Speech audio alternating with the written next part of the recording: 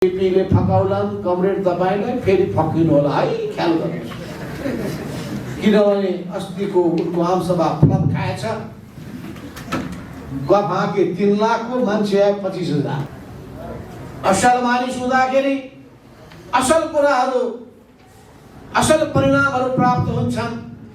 Commercial मानिस हुँदाखेरि सबैतिर पीडा मात्रै हुन्छ।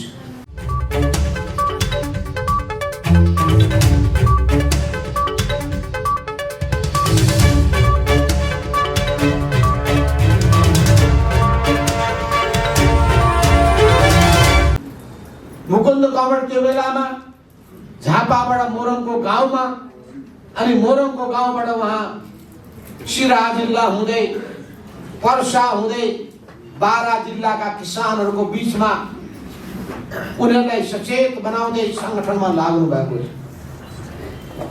त्यो बेलाका पुराना योद्धाहरू हामी पुरानो कुराको संस्मरण गर्दैछौँ। र हिजो मैले राति बिहान राधाकृष्ण मैनालीसँग कुरा गर्दाखेरि उहाँ भन्दै हुनुहुन्छ केपीले फकाउलान् कमरेड तपाईलाई फेरि फकिनु होला है, ख्याल गर्नुहोस्। किनभने अस्तिको उनको आमसभा फ्लप खाएछ। गफाके 3 लाखको मान्छे आए 25,000। त्यस हुनाले फेरि तपाईँ त फकिहाल्ने मान्छे हो, फकाउलान् है। मैले त उहिले 28 सालमा नै केपी ओलीको जेलमा बस्दाखेरि केपी ओलीको भुक्तमान भोगेको मान्छे भेट हुँदाखेरि भन्थे र आर्के तपाईँ त अत्यन्तै कम्युनिस्ट आन्दोलन सुरु गर्ने योद्धा हो भनेर मलाई पुरुङ्ग पार्थे रे। अनि बेलुका कतै गरे राधाकृष्ण जमिनदार यस्ता गोलङ्गार आएर भनेर हामीलाई गाली गर्थे। सामुन्नेमा मिठो कुरा गर्ने पछाडि गएर चाहिँ मलाई पुरै विरोध गर्ने काम गर्थे। उहाँले 28 सालको कुरा सुनाउँदै हुनुहुन्छ मलाई। अनि हो र भनेर मलाई थाहै थिएन, आज पो सुनाउनु उहाँले। उहिलेदेखिको बानी हो, तपाईँहरूलाई त झन् के थाहा छ। उहिलेदेखिको त्यही चरित्र हो, स्वभाव हो। नानीदेखि लागेको बानी हट्दो रहेनछ। छानी खान थाहा छ है, नानीदेखि लागेको बानी। त्यस हुनाले मैले भन्ने गर्छु कि हाम्रो वामदेव कमरेड अझै पनि केपी ओली सुध्रिन्छन् कि भनेर लाग्नु भएको छ। उहाँको भावना पवित्र छ। त्यो भावना पवित्र भएको हुनाले बेग्लै कुरा हो। तर मैले भन्ने गरेको छु कि बालुवा टारको बालुवा पेरेर तेल निस्किनेवाला छैन। तपाईँ पेर्नुहोस्, तेल निस्किँदैन। केपी सुध्रिनेवाला छैनन् र उनको अहंकार बढ्दै गयो। यसको कारण के हो भने उनमा कम्युनिस्ट आन्दोलन प्रतिको निष्ठा र आस्था कमजोर हुँदै गयो। कम्युनिस्ट आन्दोलन प्रतिको प्रतिबद्धता कमजोर हुँदै गयो। उनले मार्क्सवादलाई अवसरवादको रूपमा बुझ्न पुगे र आफ्नो स्वार्थको साधन बनाउन चाहे र त्यही स्वार्थको साधन बनाउँदै त्यसैको भर्याङ चढ्दै कम्युनिस्ट पार्टीको भर्याङ चढ्दै विभिन्न नेताहरूको भर्याङ चढ्दै अनि हुँदा पछि त पुष्पल दाहाल हाम्रो पार्टीका अध्यक्ष उहाँको भर्याङ चढ्दै चट्ट प्रधानमन्त्री भइसकेपछि पुक्क लात हानेर प्रचण्ड तल डाल। अनि त्यसपछि भने ल देखाइदिएँ मैले कुर्सी ताक्छु, कुर्सी नै भाँचिदिन्छु। यो केपी ओलीको धेरै चर्चित रूप बनायो। जसले मेरो कुर्सी ताक्छ अनि उसको लागि म कुर्सी भाँचिदिन्छु। यस्तो मनस्थितिको, त्यस्तो मानसिकताको मानिस असल हुँदाखेरि के हुन्छ भने उसको तपाईले व्यवहार सहज हुन्छ। अझै कम्युनिस्ट आचरण भएको मानिस भएपछि त लामो यात्रा हुन सक्दछ, किनभने ऊ सिद्धान्त प्रति प्रतिबद्ध हुन्छ। उसको विजन समाजको परिवर्तन हुन्छ। ऊ निजी स्वार्थमा लाग्दैन। तर केपी ओली अस्तिको तपाईले देख्नु भएको होला बाटामा केपी बा फोटै फोटा, कति फोटा छैन। पहिले चाहिँ केपी को विरुद्धको आन्दोलनमा जुटेका एकजना साथीले फकाएर लगेछन्। त्यो थियो नि म्यादी प्रहरी खाली भएको ठाउँ, केपी ओलीको केन्द्रीय कमिटी म्यादी, त्यो म्यादीमा चाहिँ उनलाई फकाउन खोजेछ, केन्द्रीय सदस्य बनाइदिन्छु अनि उनलाई पनि एउटा हातमा झन्डा दिएछ पद्मकन्या क्याम्पसमा। त्यो देख्ने बित्तिकै त्यो च्यातेर मसँग बेलुका आएर भने कस्ताको पछि लागिएछ, गल्ती भएछ कमरे, मैले त चिन्नै सकेका थिइनँ, तपाईँले चिन्नु भएको पर्यो, यो त केपी ओलीको बुट भने मात्र कम्युनिस्ट आचरण छँदै छैन। यो त व्यक्तिको पूजा पो गर्न लगाउँदो रहेछ त। त्यहाँ सिद्धान्त छैन, नीति छैन, विचार छैन, क्रान्तिकारी चिन्तन छैन, क्रान्तिकारी सोच छैन, परिवर्तनको संकल्प छैन, गफै गफ। ती गफका सन्दर्भमा कमरेड मदन भण्डारीले भनेको कुरा तपाईँलाई याद छ। उहाँले के भन्नुहुन्थ्यो थाहा छ?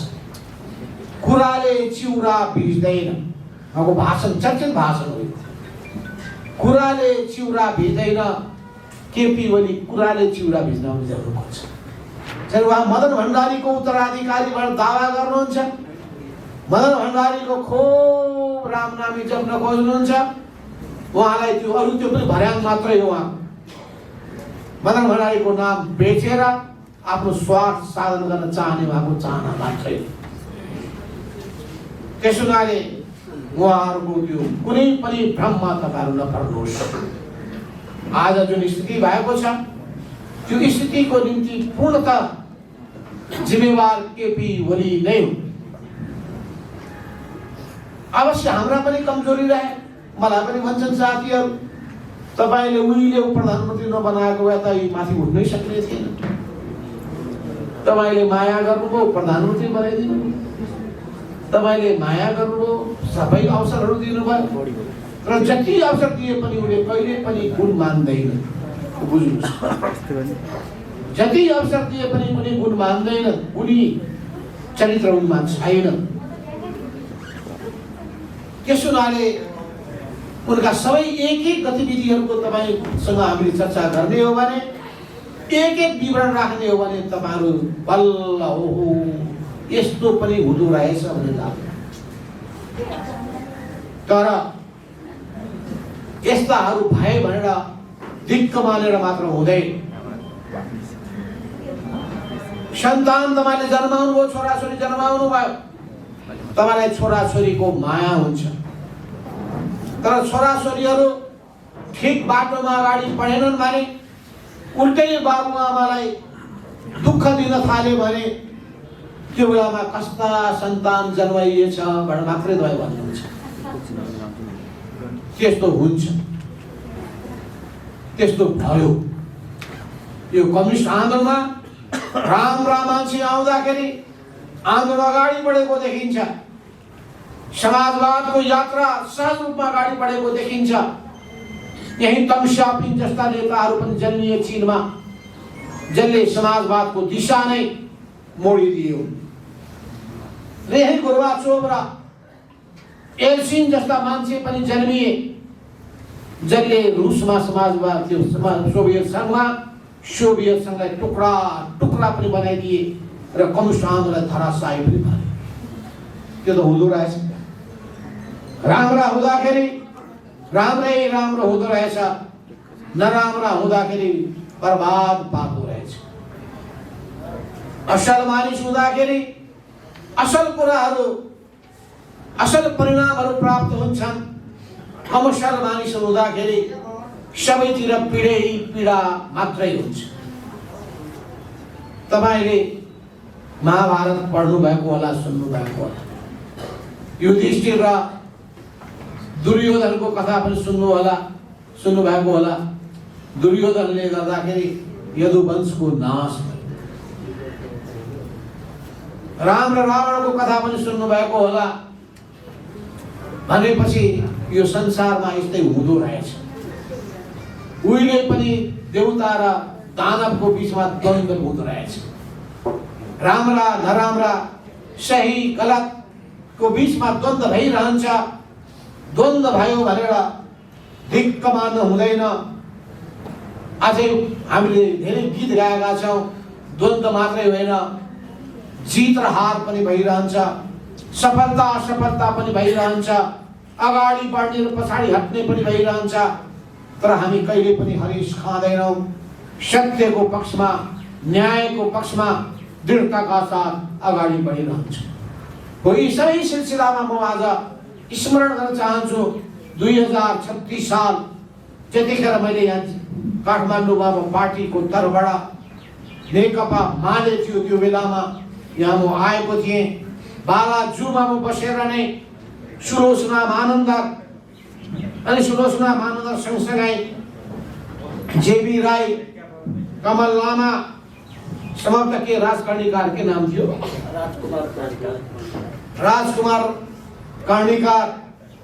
राजकर्णिकार, कमला श्रेष्ठ, अहिले कहाँ हुनुहुन्छ कमला श्रेष्ठ। यी सबै त्यो बेलामा बालाजुमा काम गर्ने मजदुर साथीहरू। सुलोचनाले अगुवाई गरेर नेपाल स्वतन्त्र मजदुर युनियनको स्थापना गरिएको थियो। र त्यसै सिलसिलामा नै पछिल्लो समयमा गएर अनि त्यतिखेर नेपाल स्वतन्त्र मजदुर युनियन, होटलसँग सम्बद्ध युनियन, अनि पर्यटनसँग सम्बद्ध युनियन, अनि यातायातसँग सम्बद्ध युनियन, 4टा युनियन मिलेर जी फन्डको स्थापना भएको थियो। यसै सिलसिलामा ललित बस्नेत अनि चुडामणि जङ्गली यी सबैलाई सञ्चालन गर्ने कामको निम्ति मुकुन्द नेउपानेले 18 वर्षसम्म जी फन्डको अगुवाई गर्नुभएको थियो। तपाईँहरूलाई सबै कुराहरूको बारेमा कतिपय जानकारी पनि होला, कतिपय चर्चा पनि होला। त्यसो भए यो जी फन्ड साना दुःखले आर्जिया होइन र यो कम्युनिस्ट पार्टी र आन्दोलन साना दुःखले आर्जिया यो आन्दोलन होइन। त्यसप्रति हामीलाई माया छ, ममता छ, स्वामित्व बोधको भावना छ। यसलाई बिग्रिन दिन्नौँ, छिन्न भिन्न हुन दिन्नौँ, डुब्न दिन्नौँ। यसलाई जोगाउँछौँ, बचाउँछौँ, हुर्काउँछौँ, अघि बढाउँछौँ। यो सङ्कल्प छ हामीमा। हामी यो अब त तपाईँहरूको सामु पुरानो पिँढीका हुन थालिसकेका छौँ। अब तपाईँ नयाँ पिँढीका युवाहरू, योद्धाहरू, तपाईँहरूले त्यो जिम्मेवारी अब बोक्नुपर्ने हुन्छ। हामीले आफ्नो समयमा सक्दो गयौँ, अहिले पनि ज्यानले दिएसम्म सक्दो गरौँला। तर अब तपाईँहरूले त्यो काँधमा जिम्मेवारी बोक्नुपर्छ। हो अहिले हामी आएका छौँ त्यही जिम्मेवारीको बारेमा तपाईँलाई जानकारी गराउन, उत्प्रेरित गर्न, सङ्घर्षको मोर्चामा उत्रिनका आह्वान गर्न आएका छौँ। र के भयो अहिले त्यस सन्दर्भमा पनि हामी केही चर्चा पनि गर्नेछौँ। तर समय धेरै छैन। 3 जना वक्ताहरू हुनुहुन्छ, मेरो पनि जानुपर्ने हतार छ। त्यसैले म लामो व्याख्या गर्दैन। यो अवस्था किन उत्पन्न भयो पार्टीमा किन उत्पन्न भयो भने केपी ओलीमा सामूहिकता नामको चिजै रहेन। सामूहिकता भन्ने नामको चिजै रहेन। उहाँमा चरम व्यक्तिवाद, आफू केन्द्रित सोच, मैमत्त प्रवृत्ति त्यो रह्यो। यो विचार प्रवृत्ति कम्युनिस्ट विचारसँग मेल खाँदैन। कम्युनिस्ट विचारले सामूहिकतामा विश्वास गर्दछ र यो सामूहिकताको भावनाले, सामूहिक जिम्मेवारीको भावनालाई बताउँछ। तर केपी ओलीमा त्यो प्रवृत्ति रहेन। उहाँले सङ्गठनलाई महत्त्व दिन चाहनु भएन। छलफल बहसमा उहाँलाई विश्वास छैन। उहाँ आदेश दिन चाहनुहुन्छ, अरूलाई आदेशको पालक ठान्नुहुन्छ। जसरी एउटा मालिकले अरूलाई नोकर ठान्दछ, एउटा सामन्तले अरूलाई सबैलाई खजाउने गर्दछ। तपाईलाई थाहा छ इतिहासको त्यो कालमा दास मालिक र दास दुईटाका बिचमा द्वन्द्व भएको थियो। सामन्त र किसानको बिचमा द्वन्द्व भएको थियो। ती निरङ्कुश र शोषक कारखाना मालिक र मजदुरको बिचमा द्वन्द्व भएको थियो। र त्यसै सिलसिलामा अनि नयाँ विचार पनि जन्मियो, नयाँ संगठन पनि जन्मियो। आन्दोलनमा पहिले दासहरू सहभागी हुन्थे, पछिल्लो आन्दोलनमा किसान सहभागी हुन्थे, मजदुर वर्गको कारखानाहरू निर्माण हुन थालेपछि मजदुरहरू देखा पर्न थाले। मजदुरको विभिन्न समुदायहरू, चाहे त किसान श्रमिक किसानहरू हुन्, ज्यालादारी किसानहरू हुन्, या कारखानामा काम गर्ने मजदुरहरू, तपाईहरुको पनि अनेक घटकहरू जुन छ 18वटा कतिवटा छ 18वटा घटकहरू, ती सबैलाई तपाईले समेट्नु भएको छ। विभिन्न किसिमका पेशाहरूमा आबद्ध भएका श्रमजीवीहरूलाई, श्रमिकहरूलाई तपाईले गोलबन्द गर्नु भएको छ। र समय क्रमसँगै त्यो अझै विस्तार हुँदै पनि जानेछ। यो सबै अवस्थाभित्र अरु व्याख्या गर्नु होला। म ती सबै व्याख्यामा जान चाहन्न। कसरी क्रान्ति हुँदै गए, कसरी क्रान्ति भयो, औद्योगिक क्रान्ति भयो, प्रौद्योगिक क्रान्ति भयो, कसरी विज्ञान र प्रविधिले फड्को मार्दै गयो। अब मान्छे भन्दा पनि रोबोट र त्यसबाट पनि अब कारखाना चल्न थाल्यो। मुख्य अस्ति न्युजिल्यान्ड जाँदाखेरि देखेँ मैले, त्यहाँ त मान्छे नै नचाहिने रहेछ। त्यो मेसिनले नै त्यहाँको फलफुल छुट्याउँदो रहेछ। यस्तो पनि हुँदो रहेछ। भनेपछि अब चिन्ता के छ भने त्यसमा मान्छेले भोलि के काम गर्नु, त्यो बेग्लै छलफलको विषय हो।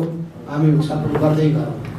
आजको सन्दर्भ के हो भने त्यो जुन अहिले समस्या उत्पन्न भयो केपी ओलीबाट भयो, उहाँको व्यक्तिवादबाट भयो, उहाँको निरङ्कुश प्रवृत्तिबाट भयो, उहाँको गुटवादी प्रवृत्तिबाट भयो। उहाँ पार्टीमा कुनै पनि विषयमा छलफल गर्न नचाहने, आदेश र फरमान जारी गर्ने र आफ्नो स्वार्थको साधन बनाउन चाहने प्रवृत्तिबाट उत्पन्न भयो। उहाँका पक्षपोषकहरू अयोग्य भए पनि, नालायक भए पनि तिनीहरूलाई उहाँले अगाडि बढाउने र जतिसुकै योग्य सक्षम भए पनि उहाँको अन्ध प्रशंसक छैन भने त्यसलाई पाखा लगाउने र त्यसलाई सिद्ध्याउने त्यही तरिकामा उहाँ अगाडि बढ्नुभयो। यसले पार्टीमा विवाद खडा गरेको हो। त्यस हुनाले यो लडाईँ केपी ओलीमा रहेको प्रवृत्ति विरुद्धको लडाईँ, यो व्यक्तिगत रूपमा केपी ओलीको विरुद्धको होइन, केपी प्रवृत्ति विरुद्धको लडाईँ। ती प्रवृत्तिहरू हामीमा पनि छन् भने त्यसलाई पनि सच्याउनु पर्छ, हामीले सुधार्नु पर्छ हामीले। र हामीले अब यो पार्टीलाई नयाँ ढङ्गबाट अगाडि बढाउनु पर्छ। पार्टीमा बस्ने कुराको न्यूनतम कुरा के हो थाहा छ? पार्टीको विचारसँग सहमत हुनुपर्छ। दोस्रो कुरा के छ भने विचारमा विमति छ भने पनि त्यसको पालन गरेर, पार्टीको अनुशासन पालन गरेर चल्नु पर्दछ। पार्टीको विधिको पालना गर्नु पर्दछ। त्यस हुनाले विचारबाट पार्टी चल्छ, नीतिबाट पार्टी चल्छ, विधिबाट पार्टी चल्छ। र मान्छेहरूको मूल्याङ्कन गर्दाखेरि कामबाट, उसको गतिविधिबाट, उसको भूमिकाबाट अनि उसको मूल्याङ्कन गर्नुपर्छ। राम्रा असल मानिसलाई प्रोत्साहन दिनुपर्छ र राम्रा असल छैनन् भने त्यसलाई हामीले प्रोत्साहन दिने होइन। अझै खराब छन् भने, समस्या बनेका छन् भने, बाधक भएका छन् भने, मानिसको नाउँमा कलङ्क छन् भने त्यसलाई पन्छाउनु पर्छ। मान्छे त हो, बदमास पनि हुन्छ, अपराधी पनि हुन्छ,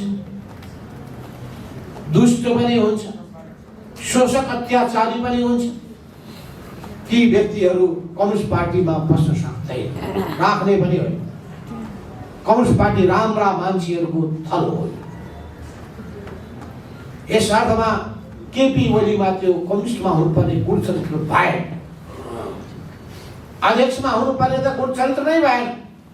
त्यसो हुनाले पहिलो चरणमा हामीले उहाँलाई अध्यक्ष पदबाट हटायौँ। सुध्रिन्छन् कि भनेर ठान्यौँ, सुध्रिएनन्। अहिले पार्टीको सदस्यहरू पनि हटाइदिएका छन्। उनी भन्छन् म पार्टी कम्युनिस्ट पार्टीको मान्छे हो। कम्युनिस्ट पार्टी कसको पार्टी हो? नेपाल कम्युनिस्ट पार्टी नेकपा, जसलाई निर्वाचन आयोगले भनेको छ 441 जना केन्द्रीय सदस्य भएको पार्टी। निर्वाचन आयोगले के भनेको छ भने त्यो पार्टीले हामीलाई बुझाएको विधानलाई हामी चिन्दछौँ। त्यो विधानमा 441 जनाको हस्ताक्षर भएको त्यो चिन्ह मान्छेलाई मात्रै हामी चिन्दछौँ र 45 जना भएको स्थायी कमिटीलाई मात्रै चिन्दछौँ र उनले भनेको छ त्यसको आधारमा नै हामी मूल्याङ्कन गर्छौँ। र केपी ओलीले के गरे भन्दाखेरि जब समर्थन पाउन सकेनन् भने उनले रातारात नयाँ मान्छेलाई केन्द्रीय कमिटीमा थप्न थाले। निर्वाचन आयोगले मानेन। के कारणले गर्दाखेरि हिजो अध्यक्ष रोज्ने मान्छे उनकै विरुद्धमा गए। उनले आफूभित्र कारण खोज्नु पर्दैन। हिजो पार्टी नेकपा एमालेको 9 महाधिवेशनमा अध्यक्षमा चुनिएको मान्छे केही पार्टी पूर्व एमाले भित्रका ठुलो पंक्ति उनको विपक्षमा छ। दुईटै पार्टी एकीकृत भयो 75 सालको जेठको 3 गतेका दिनमा। त्यो बेलामा 441 जनाको केन्द्रीय कमिटी बनाइयो। पुराना पार्टी भङ्ग भए, एमाले पनि भङ्ग भयो, माओवादी पनि भङ्ग भयो, नयाँ पार्टी बन्यो। त्यो नयाँ पार्टीको 441 जनाले नै उनलाई अध्यक्ष रोजेको थियो। अनि पछिल्लो कालमा 441 जना मध्ये झन्डै 300 मानिस उनको विपक्षमा गए। 300 जना विपक्षमा गइसकेपछि कुन नैतिकताको आधारमा उनी अध्यक्षमा रहन सक्छ? तपाईकै जिफोर्टमा भएको चुनाव भएको थियो अधिवेशनमा। तपाईहरुको अधिवेशनमा हाम्रो विष्णु लम्साल पनि उम्मेदवार हुनको थियो अध्यक्षमा। दुईटैको भोट बराबर हो, थाहा छ तपाईहरुलाई। दुईटैको मत बराबर आइसकेपछि गोला विरोध श्रेष्ठको स्वभाव मलाई थाहा छ। 9 महाधिवेशनमा गरेको दादागिरी, त्यो दादागिरीको निम्ति तपाईहरुले चाहिँ हामीलाई तपाईहरुलाई हामी भन्न पनि आएनौ, नभए त्यही ठाउँमा त्यहाँ नियन्त्रण गरेको भए त्यो 9 महाधिवेशनमा पनि जित्नेवाला थिए। यो सबै स्थितिभित्र तपाईहरुको भूमिका महत्त्वपूर्ण छ र बुझ्नु पर्दछ तपाईहरुले कि हामी सही ठाउँमा छौं। हामीले कुर्सीको निम्ति, पदको निम्ति हानाथाप गरेका होइन। न्यायको निम्ति आवाज उठाएका हौं, सत्यको निम्ति कुरा उठाएका हौं, पार्टीलाई सही बाटोमा लिएर जाउँ भन्ने कुरा उठाएका हौं। र यो पार्टीले यस्तो मौका पाएको छ चुनावमा जितेर, जनताको मन जितेर त्यो सरकारले गर्ने काम राम्रो ढंगले होस् भनेर हामीले कुरा उठाएका हौं। सरकारको कामको बारेमा जनताले गुनासा गर्न थाले। मजदुरको समस्याको बारेमा पनि सरकार संवेदनशील भएर भनेर कुरा उठे। नेपालमा लगानीको निम्ति पनि राम्रो ढंगले सरकारले ध्यान दिएन भन्ने पनि कुरा उठ्यो। नेपालको राष्ट्रिय पुँजीहरूलाई प्रवर्धन गर्नुपर्ने, पुँजीपतिलाई गर्नुपर्नेमा दलाल पुँजीपतिहरूलाई मौका दिइयो, प्रोत्साहन दिन थालियो। र जो लगानी गरेर प्रतिफल प्राप्त गर्ने होइन, त्यसैगरी लुटेर कमिसनको भागमा अनि चल्न खोज्ने त्यो प्रवृत्तिलाई जब सरकारले प्रोत्साहन दिन थाल्यो, अब यो पार्टी गलत बाटोमा जाने भयो भनेर कुरा उठ्न थाले। त्यसो हुनाले हामीले जनताको आवाज उठाउन चाहन्छौँ, जनताको पीडाको बारेमा छलफल गर्न चाह्यौँ, जनताले भोगिरहेका कष्टहरूको बारेमा सरकार संवेदनशील बनोस् भनेर कुरा उठायौँ।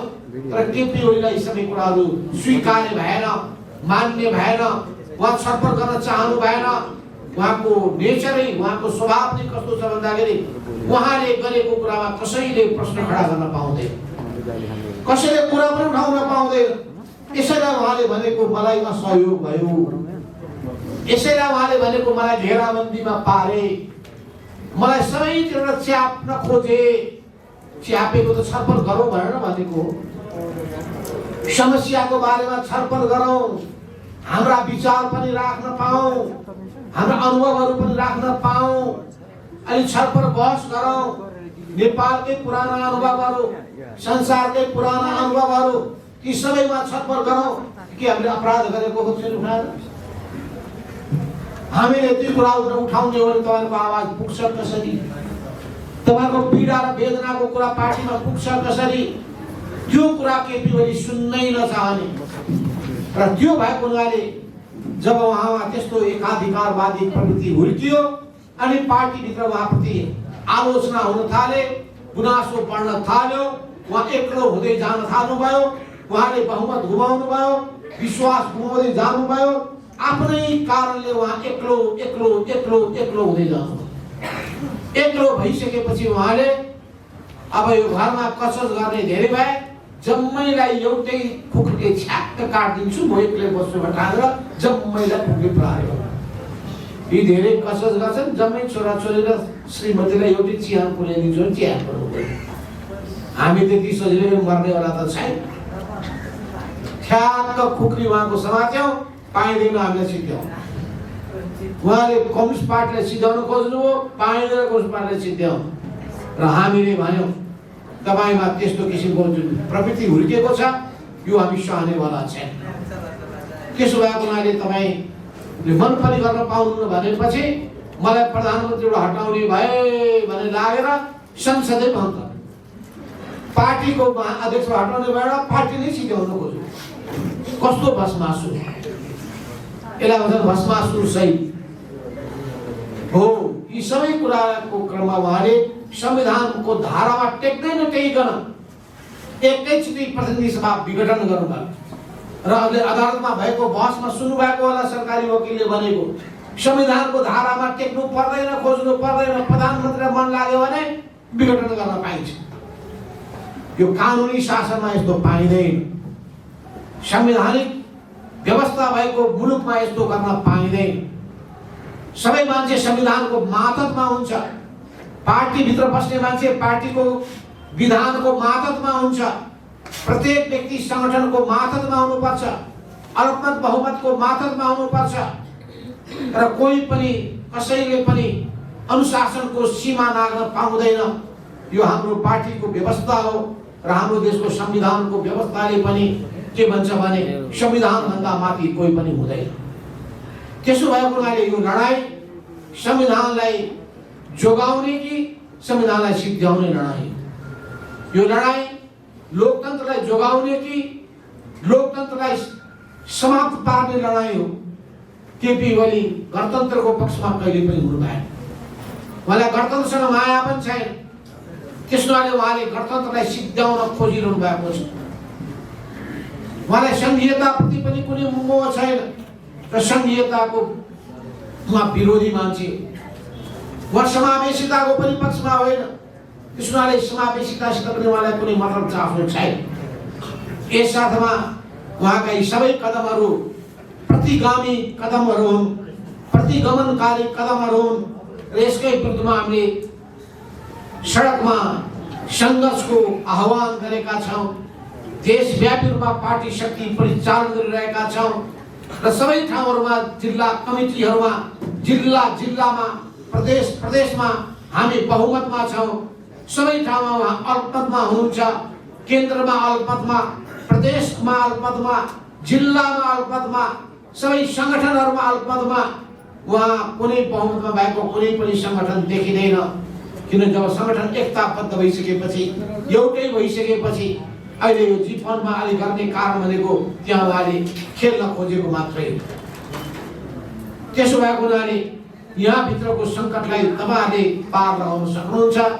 तपाईँहरू एकताबद्ध भएर अगाडि बढ्नु पर्दछ। जसरी अहिले देशव्यापी रूपमा आन्दोलन चलेको छ, जनताको विशाल उपस्थिति देखिएको छ। विराटनगरको सभा त्यस्तै ठुलो थियो, बुटवलको त झन् शानदार थियो, धनगढीको त महाशानदार थियो। यो सबै काठमाडौँको त्यत्रो सभा, विरोध सभा, त्यो विरोध सभाले सातौं पुत्रो लिएछ केपी ओलीको। अनि 3 लाख साङ्ग्रो गल्लीमा गरेको सभाभन्दा हेर्न आउनु भनेको त हेर्न जाँदा हात्ती आयो खुस्सा भएछ। बिचरा ओलीले त्यत्र 50 कति करोड खर्च गरेर बोलाएको मान्छे मान्छेले फेला परेन, आउनै चाहेन। किनभने कांग्रेस पनि यो कदमको विरुद्धमा छ, जनता समाजवादी पार्टी पनि विरुद्धमा छ, जनमोर्चा पनि विरुद्धमा छ, अरू राजनीतिक दलहरू पनि विरुद्धमा छन्, नागरिक समाज पनि विरुद्धमा छ, मेनस्ट्रिम मिडिया पनि विरुद्धमा छ, बुद्धिजीवीहरू पनि विरुद्धमा छन्। समाजका सबै वर्गका जनताहरू केपी ओलीको यो प्रतिगमनको विरुद्धमा संघर्षमा उत्रेका छन्। हिजै मात्रै नेपाली कांग्रेसको देशभरि विरोध कार्यक्रमहरू भयो। यस्तो अवस्थामा एक्लो केपी ओली एक्लिएका छन् र त्यसो हुनाले अब यो संविधानको बारेमा जुन बहस चलिरहेको छ सर्वोच्च अदालतमा, यो कदमका बारेमा हामीलाई आशा के छ भने कि सर्वोच्च अदालतले न्यायिक फैसला गर्नेछ, संविधानको मूल भावना अक्षर भावनालाई आत्मसात गरेर निर्णय गर्नेछ। किन संविधान बनाउँदाखेरि हामीले प्रधानमन्त्रीलाई संसद विघटन गर्ने अधिकार छैन भनेर व्यवस्था गरेका हौं। त्यही कुराको व्याख्या पछि गएर सुभाष नेमान र अग्नि खरेलले बोलेको कुराको भाइरल भएको छ त्यो भिडियो, त्यहीबाट पनि प्रश्न बुझ्न सकिन्छ। हाम्रो व्यवस्थामा हाम्रो अनुभवको आधारमा चलेको यो जुन प्रबन्ध हो, यो प्रबन्धभन्दा अन्य ढङ्गले कसैले व्याख्या गर्ला भन्ने मलाई लाग्दैन। त्यसैगरी निर्वाचन आयोगमा पनि हामीले दावा गरेका छौं, अत्यधिक बहुमत हाम्रो साथमा छ। त्यसो हुनाले असली पार्टी नेपाल कम्युनिस्ट पार्टी नेकपा हामीसँग छ। केपी ओली त निकालिएका मान्छे हुन्, त्यसो हुनाले सूर्य चिन्ह अन्त कतै जाँदैन, त्यो हामीसँग रहन्छ। कुनै षड्यन्त्र कहीँबाट हुन्छ भने खबरदार, त्यो षड्यन्त्रलाई हामी स्वीकार गर्न सक्दैनौँ र षड्यन्त्रकारीहरूलाई र गलत कदम चाल्ने कुराहरूलाई हामी सहन सक्दैनौँ। त्यसो हुनाले हामीले आशा छ सबैले वास्तवमा न्यायको पक्षमा नै निर्णय गर्नेछन्, फैसला गर्नेछन् र त्यो न्यायको आवाज गुन्जायमान गर्नका लागि 28 गते काठमाडौँमा हामीले जुन विशाल विरोध प्रदर्शनको कार्यक्रम, विरोध सभाको कार्यक्रमको आयोजना गरिएको छ। त्यहाँ तपाईहरुको विशाल उपस्थिति चाहिन्छ, मजदुरहरूको उपस्थिति चाहिन्छ, परिवार तपाईहरुका सदस्यहरूको उपस्थिति चाहिन्छ, आफ्नो जिल्लावासीहरूको उपस्थिति चाहिन्छ, आफूले चिनेका चिनजान भएका मानिसहरूलाई पनि तपाईले आउनका लागि फोन गरेर मोटिभेट गरेर उनीहरूलाई भनेर तपाईले ल्याउनु पर्छ र पहिलेको सभाभन्दा दोब्बर संख्यामा जनतालाई सडकमा उतार्यो भने सिङ्गो देशमा यसले र विदेशमा पनि तरङ्ग पैदा गर्नेछ। जसरी 62-63 को आन्दोलनमा जनसागर उर्लिएको थियो, त्यस्तै जनसागर उराल्नका लागि तपाईलाई आह्वान समेत गर्दै म आफ्नो भनाइ यही टुङ्ग्याउँछु। हस्त धन्यवाद।